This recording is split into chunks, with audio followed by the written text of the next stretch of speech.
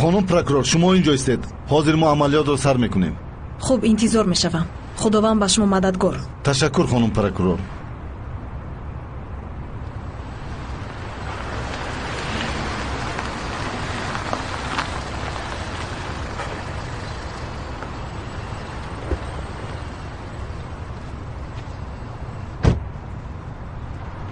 حاضر پلیس ها در آمده او را به بیرون میبرارند.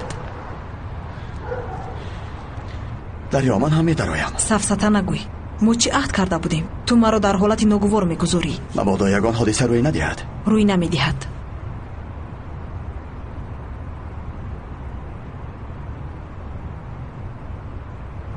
و نفری ربوده شده باز آسیب نرسد. فهمه خانم پروکورور.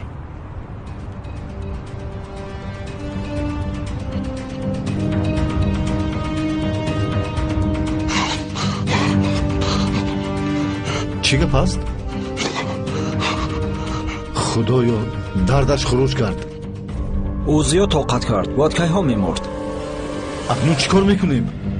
نمیدونم. او را با بیمارخانه نمیبریم کو. بگذار در همینجا مرده رود.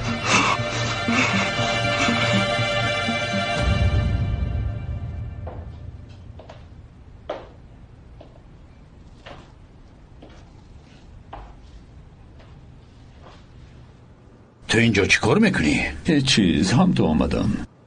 چقدر پنهان شوم آخر. گذرشین.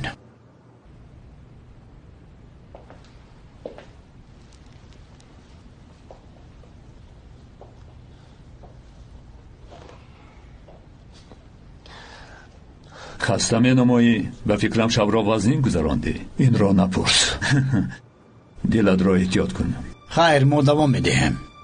برادرمان یوز پول را به اینجا می آورد؟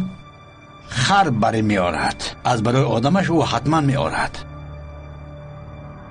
آنها چون دسته کار میکنند؟ دست مایم طریق لطفاً.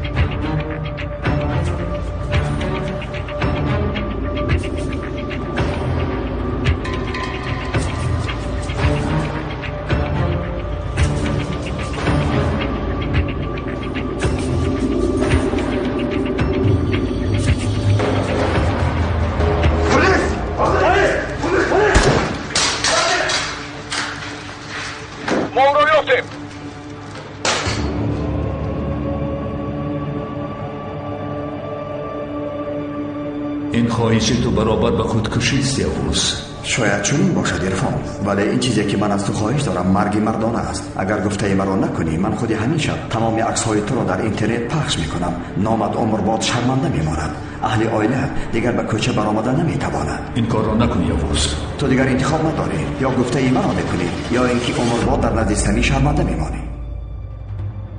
تو کم چخیل مینمایی عرفان؟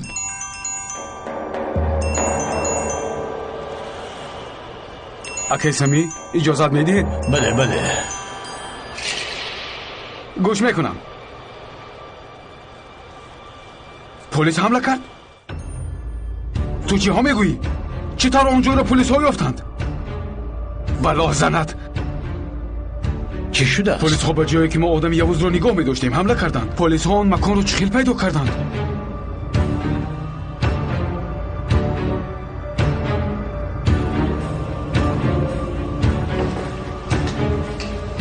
دیوانه تو چی کار میکنی؟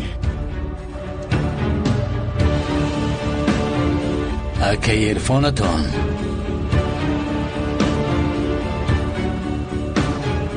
به دیدار حق میرسد. تو گفتی ها؟ چاره دیگر نداشتم.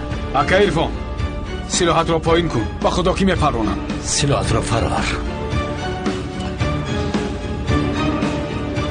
یوز به همتان سلام گفت.